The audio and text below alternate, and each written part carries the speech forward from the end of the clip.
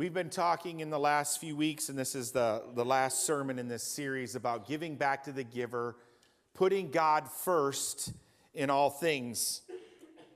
And I don't really doubt that people want to be gracious, that want to be grateful, that want to use our time and our talents and our treasures for Him, for God.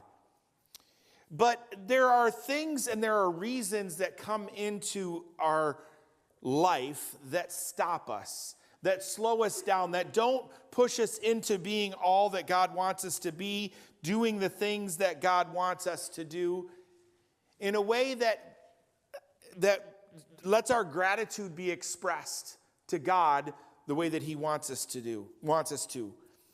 So there are two things that kind of come down to what we struggle with in our relationship with Christ. The first one is understanding who we are. As people, as Christians, as children of God, we're created to be in relationship with Him, to lean into Him, to trust Him. And He wants us to serve and follow Him daily. We talk about that most Sunday mornings in various different forms or fashions, about how to live your life and the rights and the wrongs and the ways to pursue and all of these different things about how to listen and obey and trust God and understanding through God who we are. And we talk a lot about that. But the other things is that we have things in our life that we put before God. We have things in our life that become priority over God, that are put on too high of a pedestal in our life, or are given over to that area and that place of the throne in our life, where it is designed for God. It can be many different things. It can be our job. It can be our family. It can be our hobbies. But there's one thing that we're going to talk specifically about that is a powerful thing that can kind of fall under all of these things in some form or fashion, and that we can put in front of God, and that is a thing called mammon. Mammon. Now, what in the world is mammon? Some of you may know right away, but mammon is an Aramaic word meaning our wealth, our money, our riches, our property. This word mammon was used 4 times in the New Testament by Jesus Himself, speaking about what it looks like to have this in proper order. Most of the time when this word mammon was used, it was translated into money. And while that fits, I think it's better to understand that it's more than that. That there's an idea of understanding of the things that we control, the things that we are over, that we have that make us what we feel to be important. Now, 3 out of the 4 times it's talking about things on the wealth side. One of the times it's talking about things on the poverty side, because mammon speaks to that as well. It's not just all about wealth. It's about sometimes how we interact with poverty, and when we are poor, and how we sit in that in unhealthy ways, and we allow it to become the center of who we are. So this morning we're talking about the importance of gratitude. We are first looking at understanding specifically this idea of mammon and why it's important. So here is the first key point from the message. We must break the rulership of mammon in our lives. We must, as Christians, understand that it's there, understand that it's the battle, and one of the number one battles in society. We see it in commercials, we see it in television, we see it all around us about how important this idea of wealth and being rich and having all this to control. Even if we say we're going to use it in the context of this and we're going to do all these things, we can still become over-focused on it, and it can run our lives. In Matthew chapter 6, verse 24, a verse you know well, but where Jesus speaks very specifically about this topic. No one can serve 2 masters. Either you will hate the one and love the other, or you will be devoted to one and despise the other. You cannot serve both God and mammon, or money. Mammon is the word that's used here, and it's again this word that speaks more to riches, more to prosperity, more to the things that we own and the things that we control, our wealth, and all of these things that we continue to be tempted to push into. And God is saying very quickly, you cannot serve both of these things. You can only serve one. What does that look like? How does that transpond? Well, the Assyrians got this word from the Babylonians, and the Babylonians were built on this idea of pride and arrogance, and that man does not need God. The Babylonians thought it was all about their wealth, all about their possessions, all about all that they had, and that they could be self-sufficient. And this ultimately is the spirit of Mammon, that we can live self-sufficiently, that we don't need God, or we don't need anything, or we don't need anybody else. And we see it when we look and pay attention outside of ourselves. We see this idea and this understanding pushed all through our culture. All through if you just get to this, if you just achieve that, if you just get into this place or that place in your life, you're going to be at peace. You're going to be able to control things. You're going to be able to do and be and have whatever you want to have. But we cannot do these things. Mammon also refers to a false god, something that we have put in front of or ahead of God. Mammon is that voice inside you that says, I don't need God.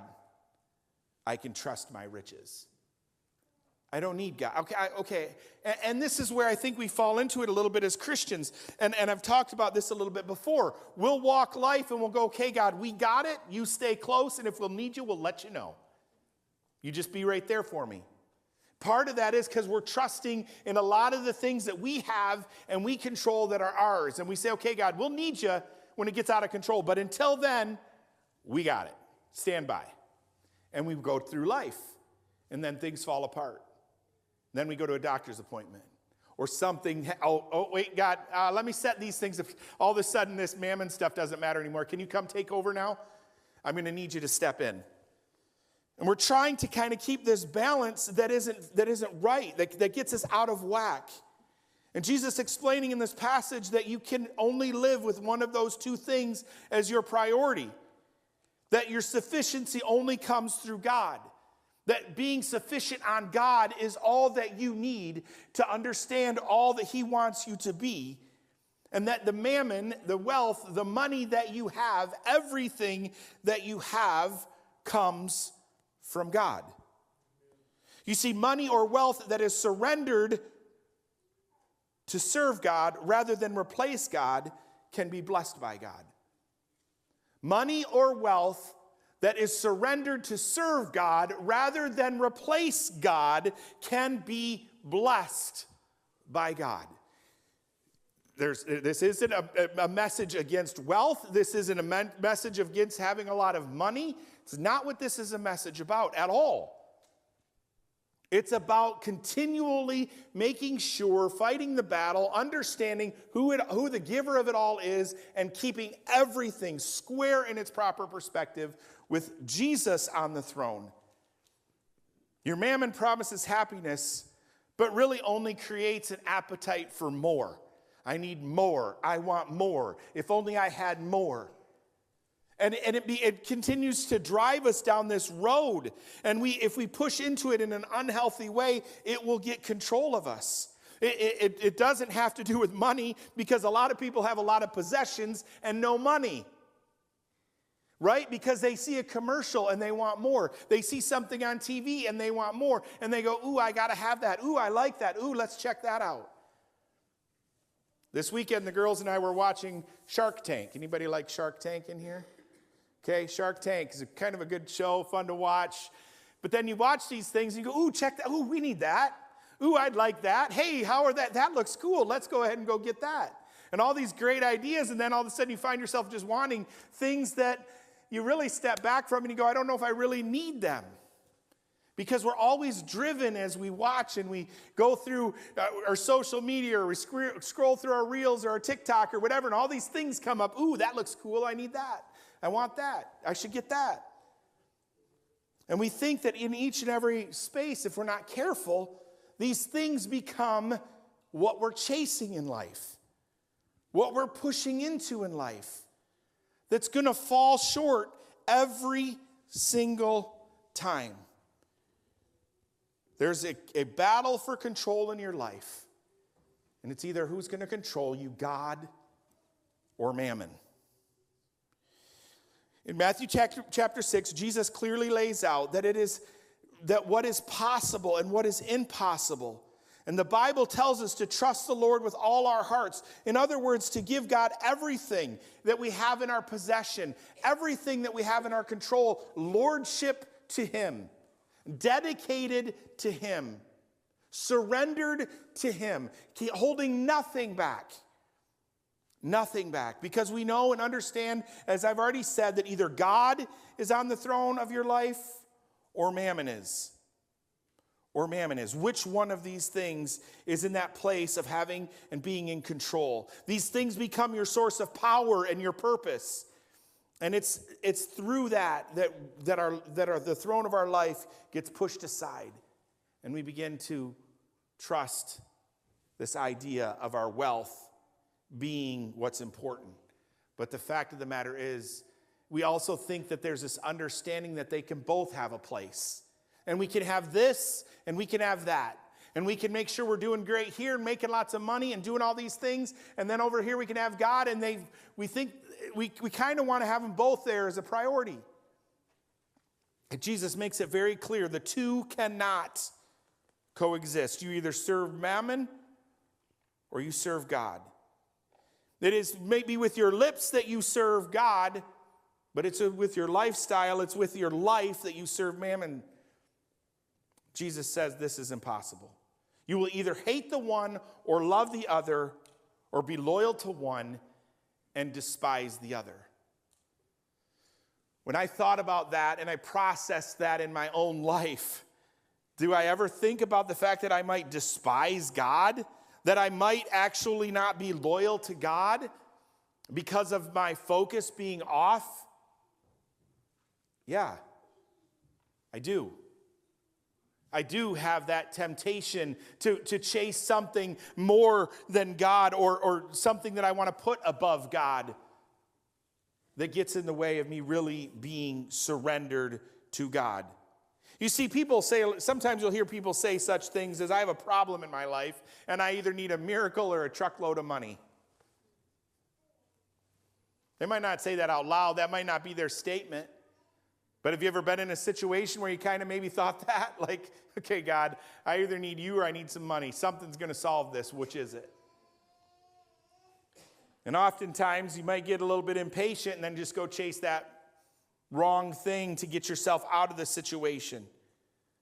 The world tells us that mammon is king. The world tells us that without mammon, you're powerless. But we're not. A.W. Tozer writes about the wrestlings of humanity in search for a blessed life. And he talks about how the blessedness of possessing nothing this is richly written. And let me read this to you from A.W. Tozer. Before the Lord God made man upon the earth, he first prepared for him by creating a world of useful and pleasant things for his substance and for man's delight.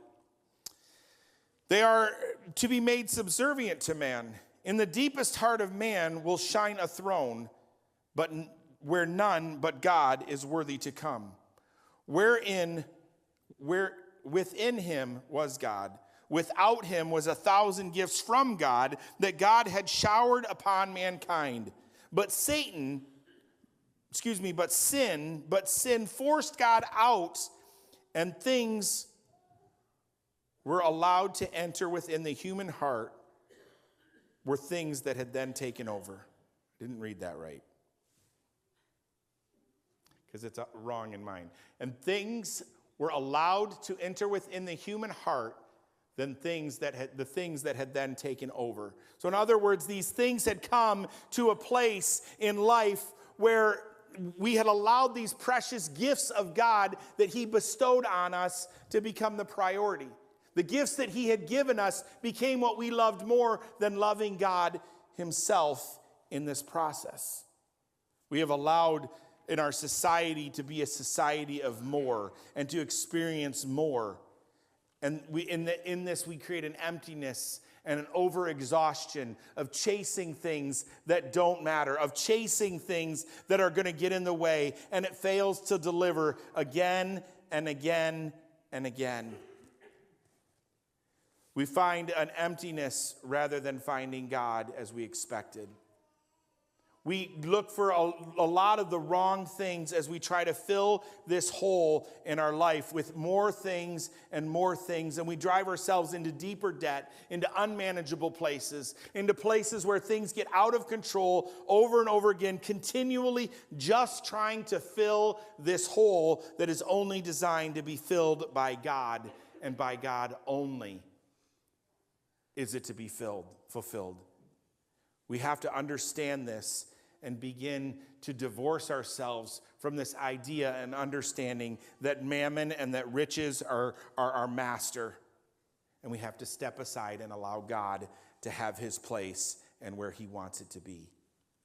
1 Timothy 6:9-10 says, "Those who want to get rich fall into temptation and a trap, and into many foolish and harmful desires that plunge people into ruin and destruction. For the love of money is the root of all kinds of evil.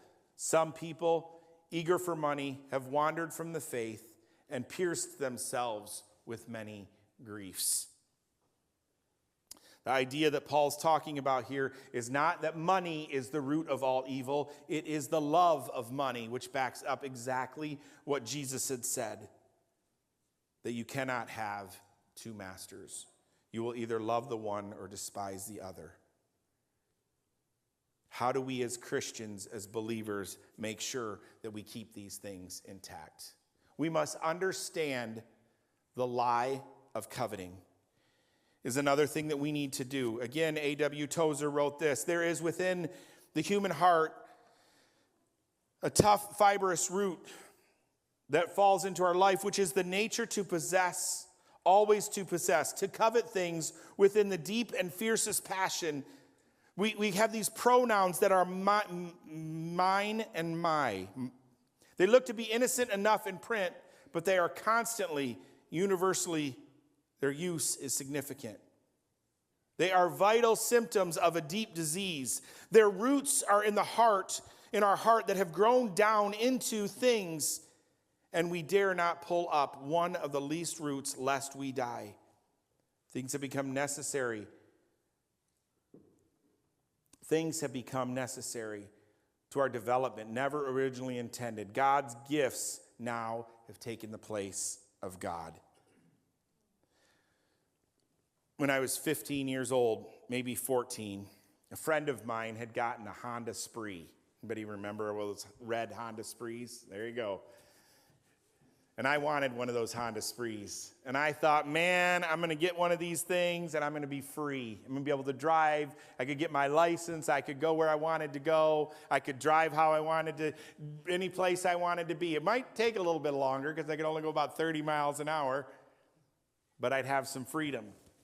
And I remember wanting that so bad and getting it. And then I had it for a while and I drive it around and I loved driving it. And I started getting confident on that thing and thinking I was pretty cool. I was only 15, so there wasn't much coolness in Jeff Ruggles at 15. There's not much at 46, 47, so I'm sure you can imagine.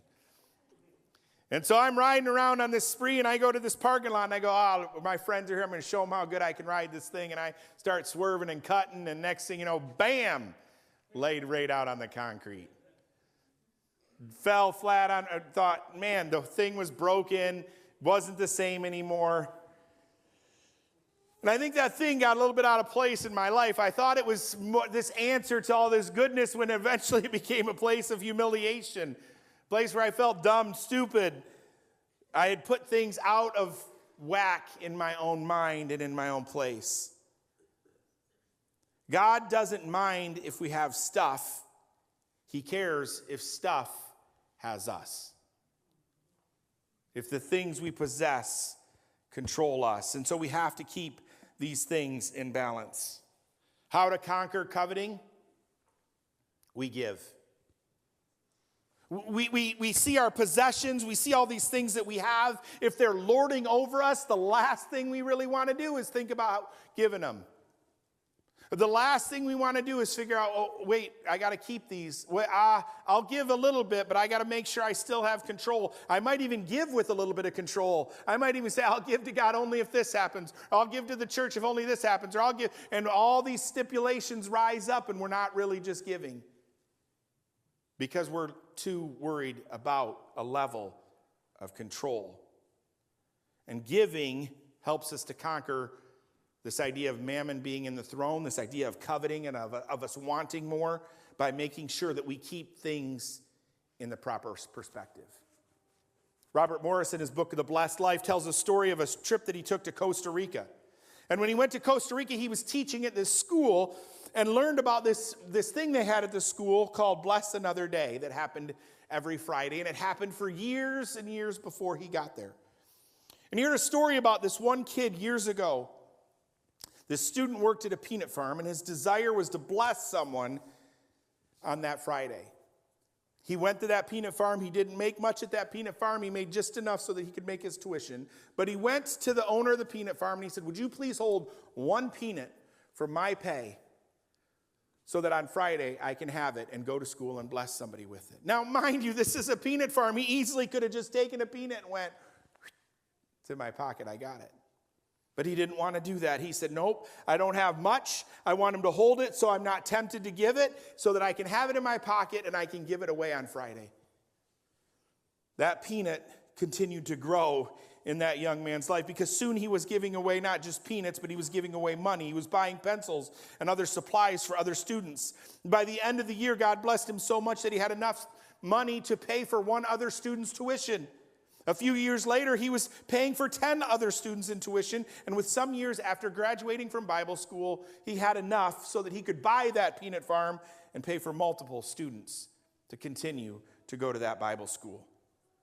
What was the process for that kid that started with this idea of just giving a little and trusting God? And God understood his heart and his motive. And God said, watch what I'm going to do, because you have kept me on the throne. You have kept me in the proper place in life that needs to be. And watch what I'm going to do through this process, because you have kept things in the order in which they're meant to be. Sometimes the simplest things to our solution in conquering them are so simple. And yet we can miss it.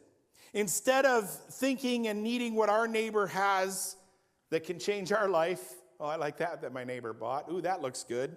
I like what they have. What if we just changed the life of our neighbor? What if we began to, instead of looking at what other people have, start looking and saying, what do I have that I can give? What do I have that I can allow other people to be blessed with? And it begins to change our mindset. It begins to define things in our life that changes everything. That's why this series, some people, I said it in the beginning, some people might be irritated about this series. Some people may be annoyed. Why do we have to talk about money? That's all the church wants. That's all the pastors think about. Whatever it is you may, and may God judge me accordingly. But I see this and look at this as a deciding understanding of what the first fruits mean in our life. What it means to have God on the throne and fight against this battle of mammon, of it becoming priority, of us chasing more, when God wants to bless us so that we can be a blessing in the world that he's put us in the place that we are, so that we would not hold things in such an unhealthy way and in an unhealthy manner. What does it look like to go back to the message I gave 3 weeks ago and start talking about this idea and understanding of your first fruits and of giving the first of what you have had and returning it to God? Why? Because God needs it? Nope. Because you understand he is Lord and Savior of all. That he has given you every ability that you have to make what you have so that you can have anything. And declaring that he has lordship over all of you, over your life, over your home, over your children, over your finances. God, I'm going to return this back to you. without control, without picking, without manipulation. God, I'm going to bring it back to your house, and I'm going to just give it with no worries or no thoughts, because I want you to be the Lord of my life. For no other reason, no other concern about us as a church and whether we need it or don't need it or all these other things that come into play, but as something between you and the Lord.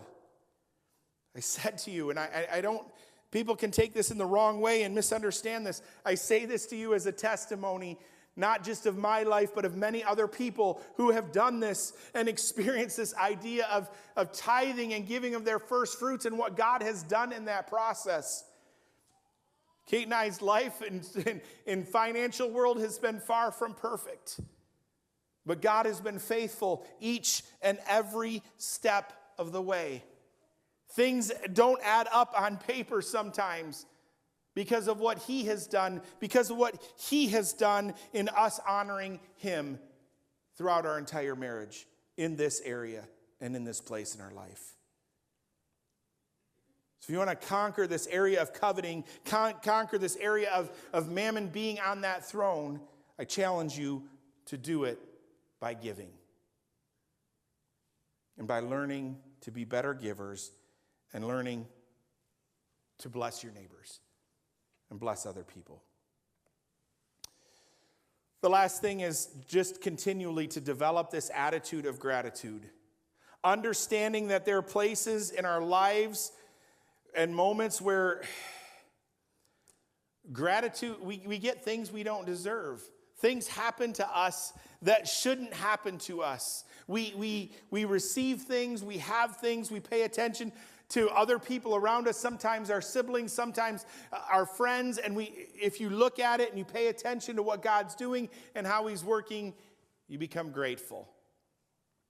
I'll tell you a story of a time that I was grateful for something I didn't deserve. This is not a spiritual story, because I was driving on the interstate in Flint, Michigan at 80 miles an hour in like a 55 or something like that. Way too fast. And as I'm driving along this road, I'm going too fast, and down off of the entrance ramp comes a cop, and he pulls right up behind me. I look down, I'm doing 80, he's right there. I'm dead to rights. He's got me. Pulls me over, side of the road. Sir, do you know how fast you were doing? Yes. I told him up front that I did everything. He said, all right, well, I'm going to give you a ticket. 80 and a 55. And I thought, that's a steep ticket. That's not good. 25 miles an hour that's just not good. So I decided to go to the courthouse and fight the ticket. I don't know. I didn't have anything to fight. So I went to the courthouse, and I sat there, and I listened to the court cases take place, and I thought, I don't know what I'm going to do. So I just went before the judge, and I said I did speed. I think I was probably 20 or 21 at the time. I'm not sure, somewhere in that age. And I hadn't gotten a ticket yet, so I said, I haven't gotten any tickets before, and I was caught speeding, and I'm sorry. That's all I had. Was really weak. And the judge looks at me and then looks at the officer and says, sir, do you have the accuracy of your speedometer so that we know that he was going 80 miles an hour? And the officer was like, no, I don't have that information. Judge says, okay, case dismissed. You're free to go. Took my total ticket. My wife hates that story. She's like, you needed to get that ticket. I was grateful. I was absolutely grateful. I got something that I did not deserve. I was dead to rights. I was speeding. I was going way too fast, and I should have got a ticket, and my insurance should have went up for 3 or 4 years or whatever. And at 21, that would have been bad, but I was grateful. And so in our lives, we need to learn to understand what it is in these moments that God does things we don't deserve. Where God steps in when we're dead to rights, when we're in trouble, and God says, I got you. You're going to trust in me. I'm going to forgive you. And I'm going to help you. Now, when He does that, we don't want to hoard it in and be arrogant about it and start thinking we're special, because we're not. We are not special. We don't deserve anything that God has ever given us. Most importantly, salvation through Jesus' death on the cross. But he wants to be Lord in our life. He wants to do more for us than we can ask or imagine. He wants us to experience life more than we can ask or imagine. But it's not going to come because we're chasing money, because we're chasing mammon. It's going to come because we're chasing him. And we have put him in the place that he belongs on the throne in our life. So the questions that I want to close with this morning for you are this. Is mammon mastering your life? Is there any concern of it? Take some time and question it. I do, and I continue to, because we need to understand this is a battle that if we're not careful, I think we could be blindly missing. I feel that way about myself anyway. That I need to make sure that I'm staying in the place that I need to stay, chasing God and God alone, and not letting all of this junk the world's throwing at me get out of perspective and take the place of God on the throne of my life. Do you struggle with coveting? Do you look at things and see things, oh, I need to have that. Ooh, I want to have that. Ooh, that'd be great. In a way that gets you to chase or reprioritize your life, to get things so they get a little bit out of whack, and then all of a sudden you're driven by thinking about those things and how you're going to get those, and all of a sudden God creeps away, and your time, spending time with God creeps away into you thinking and strategizing about how or what you're going to do to get to a place where you can get what you really want. That's its simplest form. Coveting, out of coveting comes a lot of other sins that could come up out of those things. How can you be more grateful for what you have? An attitude of gratitude. Realizing, when you compare yourself to the right people, you're not grateful. You go, but they've got this, but they've got that, but they've got this. There's a whole other group of people you can compare yourself to, and you can be grateful. And I'd really tell you both of them are wrong. Turn your eyes to Jesus. Be grateful to him for what he has given you, for how he has blessed you with salvation, and how he has blessed you with the other things that you are around, and do not hold them so tightly thinking they're mine. That's all mine. It's going to be mine. It's not yours. God has given. Open your hand and say, God, use it in only a way you can. For your glory, not mine. And watch what he does. This is life-changing stuff. It has been for me. And it's been for many of you in this room. These are life-changing principles that allow us to release and make sure that God is on the throne where he belongs and nothing else. Would you stand with me and pray?